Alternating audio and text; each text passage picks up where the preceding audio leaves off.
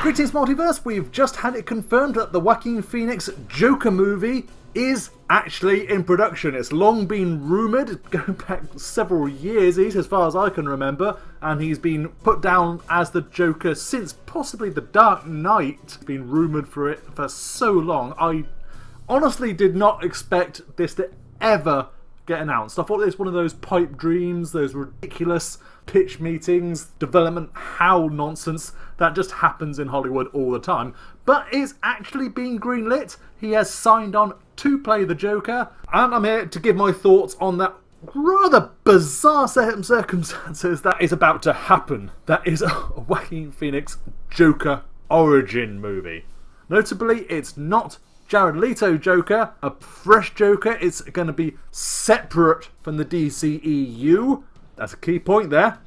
And it's described as an exploration of a man disregarded by society. There's not only a gritty character study, but also a broader cautionary tale. Shooting is down to begin in September in New York. It's being directed by Todd Phillips, who was also the director of The Hangover, of all things. But a previous rumour, Martin Scorsese has nothing to do with it. It's also got a lower budget than most superhero films, at around $55 million. There's no release date, but it could release as early as 2019. That's all the info we have, basically, at the moment. So here's my thoughts.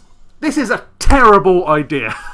Okay, yep, this is going to full rant, but it's also going to be slightly hopeful towards the end. I'm going to start by saying I think this is a terrible idea. It's not part of the DCEU. We have waited so many years for DC to try and get that act together and bring in a full, massive, decent superhero comic book universe to rival Marvel. And I know Marvel have also got the splintering going on. They got Venom coming up, which I'll also bring up in a moment. And Venom doesn't seem to be connected to Spider-Man Homecoming. And of course we've got the X-Men universe to think about. Still, overall, we've waited many years for stupid stuff like Green Lantern and even the Dark Knight trilogy to sort of finally admit, yes, Superman is here too. Yes, Wonder Woman is around. Yes, it's all connected. Any character can be any other character. This is going to be fun. But thanks to the mishandling, especially of Justice League, we're now getting to the state where we're going back to standalone DC movies, and I really hate that. Really annoying to me. It's really annoying to me. The next point, where we're going a terrible idea, is the fact that this is a Joker origin story. Similar to Batman, Lovers and Madmen, which is an alright story, but eh. And of course the classic Killing Joke. Generally speaking, the idea of a Joker origin story is a very bad idea. Christopher Nolan got this absolutely spot on by introducing the Joker in a way which was mysterious. We do not really want to know his origins. One of the things I really loved about Scott Snyder's Endgame is the way it sort of hinted at a more mystical origin story for the Joker and then sort of backed off of it and said it's still multiple choice, we're still keeping this a mystery. Joker is better when he's mysterious.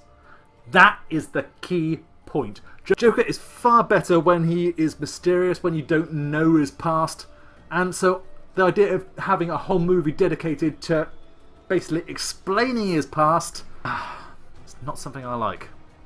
Then again, it might not be an origin story. It might be something similar to Liebe Mayo's Joker, which is a classic and of course was a huge influence on Christopher Nolan and Heath Ledger and their take on the Joker.